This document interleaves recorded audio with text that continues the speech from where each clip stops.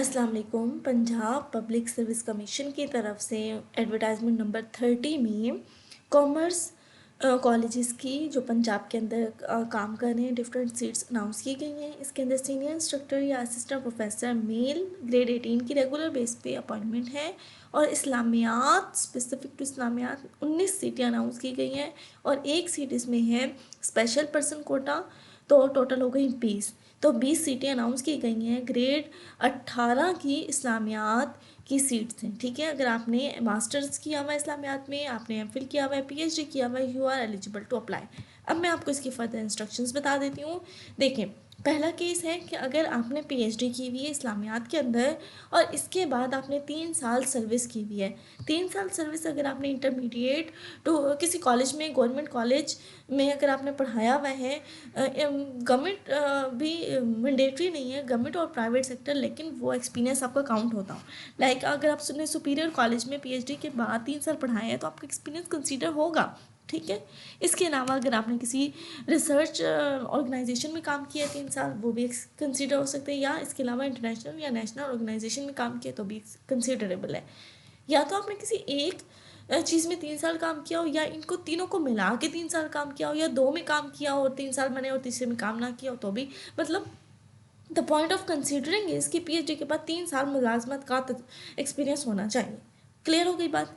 अगर आपने पीएचडी नहीं की हुई, आप एमफिल हैं, ठीक है, एमफिल के बाद फिर आपको 5 साल का एमफिल कंप्लीट होने के बाद 5 साल आपने सर्विस की होनी चाहिए। अगेन इसी तरह से कि आपने गवर्नमेंट कॉलेजेस में कॉलेज में पढ़ाया हो, गवर्नमेंट या प्राइवेट, लेकिन वो रजिस्टर्ड होना चाहिए, या एक्सपीरियंस हो आपके पास 5 साल का रिसर्च का एक्सपीरियंस, या फिर नेशनल और इंटरनेशनल ऑर्गेनाइजेशन में रेलिवेंट फील्ड में काम करने का। ठीक है, लेकिन अगर आपने जी एमफिल भी नहीं किया हुआ, आप है मास्टर, ठीक है, आपने एमए इस्लामियात किया हुआ है, तो फिर इसका मतलब ये है कि एमए इस्लामियत पूरा होने के बाद आपने 7 साल का एक्सपीरियंस आपके पास हो। वो टीचिंग एक्सपीरियंस भी हो सकता है, 7 साल का रिसर्च का हो सकता है, या रेलिवेंट फील्ड में कोई भी एक्सपीरियंस हो सकता है। और इनको तीनों को कंबाइन करके भी अगर आपका 7 साल का अरसा बनता है ना, मतलब आसान अल्फाज में मैं आपको बताऊँ, आपने मास्टर कंप्लीट किया, उसके बाद आप 7 साल से मुलाजमत कर रहे हैं, ठीक है, वो टीचिंग की हो सकती है, वो रिसर्च की हो सकती है, तो फिर आप इस सीट पर अप्लाई करने के अहल हैं। अब जी आपकी एज लिमिट के हवाले से बात कर लेते हैं। तो 25 साल मिनिमम एज है और मैक्सिमम है 35, प्लस इसके अंदर 5 साल की एज रिलैक्सेशन होती है, तो कितनी बन गई जी, 40 साल। ठीक है, जब ये डेट ऑफ क्लोजिंग के टाइम आपकी 40 साल की उम्र होनी चाहिए। जैसे अब यहाँ पे देखिए, एक सीट जो है वो स्पेशल पर्सन की है, तो उस केस में 15 साल की एज रिलैक्सेशन दी जाती है, 5 की नहीं दी जाती बल्कि 15 की दी जाती है। जेंडर आपका मेल है और इसके साथ ट्रांसजेंडर्स जो है वो भी अप्लाई कर सकते हैं। डोमिसाइल आपका पंजाब के किसी भी ज़िले का हो, और इसी तरह से आपकी प्लेस ऑफ पोस्टिंग भी पंजाब में किसी भी रेलिवेंट डिस्ट्रिक्ट जहां आप सीट अवेलेबल हो। सबसे पहले टॉप प्रायोरिटी तो आपके अपने डिस्ट्रिक्ट को दी जाती है। इन केस अगर वहाँ सीट अवेलेबल है, डेफिनेटली आपको अपॉइंट कर दिया जाएगा वहाँ। अगर नहीं है तो उसके आगे नेक्स्ट जो भी पॉसिबल आपके लिए ईजी स्टेशन बनता है, उसमें आपकी अपॉइंटमेंट होगी। जी, अब देखिए 100 नंबर के आपका जो है वो रिटन टेस्ट लिया जाएगा। उसके अंदर आपको 90 मिनट दिए जाएंगे। इसमें 100 आपको एमसीक्यूज़ हल करने हैं। 80 एमसीक्यूज़ आपके इस्लामियात के आएंगे और 20 जनरल एबिलिटी के आएंगे। जनरल नॉलेज शामिल है, पाकिस्तान स्टडी है, करंट अफेयर है, जियोग्राफी है, बेसिक मैथ है, इंग्लिश, उर्दू, एप्लीड साइंस और बेसिक कंप्यूटर के ऑप्शन इसमें इंक्लूडेड हैं। ये सारी बात क्लियर हो गई। तो ये थी जनरल डिटेल। अब मैं आपको इसका लास्ट डेट बता देती हूँ। तो जी 5 जनवरी 2024 तक आप अप्लाई कर सकते हैं। अगर आपको अप्लाई करने में कोई मुश्किल है तो सिंपल आपने इस वीडियो की डिस्क्रिप्शन के सेक्शन पे क्लिक करें तो आपको इसकी रेलिवेंट वीडियोस मिलेंगी, जिसके अंदर मैं आपके साथ शेयर कर रही हूँ कि आपने अप्लाई कैसे करना है। ठीक है, पीपीएससी की वेबसाइट पे, देन आपने फ़ी कैसे पे करनी है। और फ़ी पे करने के हवाले से यहाँ अगर आप लास्ट लाइन पढ़े ना, तो ऑनलाइन फ़ी जो है वो अब जो है वो आप सेंड कर सकते हैं एटीएम के थ्रू, मोबाइल फ़ोन की बैंकिंग के थ्रू। मैं भी पहले मैं ओबियसली बैंक जाके पे करती थी, लेकिन अब मैं एचपीएल, क्योंकि मेरा बैंक अकाउंट एचपीएल में, मैं उसके थ्रू पे करती हूँ। आप जैज़ कैश के, इजी पैसे, यू पैसा, जिस मर्ज़ी ऑप्शन के थ्रू जो आपके लिए फिजिबल हो आप उसको पे कर सकते हैं। अब आपने फ़ी कैसे पे करनी है, तो मैंने आपको स्पेसिफिक वीडियो बना के डिस्क्रिप्शन में लिंक दे दिया है कि आपने किस तरह से पीपीएससी की फ़ी पे करनी है घर बैठकर।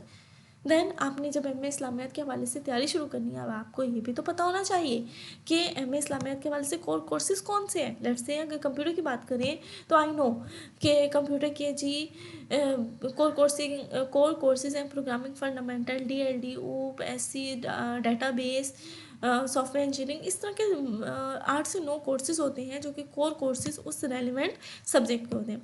अब कोर्सेज तो पता चल गए, उनकी बेस्ट वेबसाइट्स कौन सी हैं जहाँ से आप MCQs को प्रिपेयर कर सकते हैं, और ज़्यादातर PPSC के ऑप्शन बैंक में वहीं से ऑप्शंस आते हैं। क्लियर हो गई यहाँ तक बात? तो ये वीडियो बहुत हेल्पफुल है आपके लिए, you can watch this video. अच्छा जी, नेक्स्ट है जनरल एबिलिटी। जनरल एबिलिटी में इन तमाम को प्रिपेयर करने के लिए मैं आपको 2 से 3 वेबसाइट्स बता दूंगी, तो इसका लिंक भी यहाँ डिस्क्रिप्शन में गिवन है, तो आप वहाँ से जनरल एबिलिटी के ऑप्शंस को प्रिपेयर करने के लिए भी जो है वो तैयारी कर सकते हैं, आसानी हो जाएगी। आपने प्रिपेयर कर लिया, 1-1.5 महीने के बाद आपका एडमिशन लेटर आ जाएगा। आपने उसको कैसे डाउनलोड करना है, टेस्ट के डे पे आपने कौन कौन सी चीज़ें लेके जानी है, टेस्ट डे की टिप्स क्या होंगी, पेपर को आपने कैसे बेटर वे में सॉल्व करना है।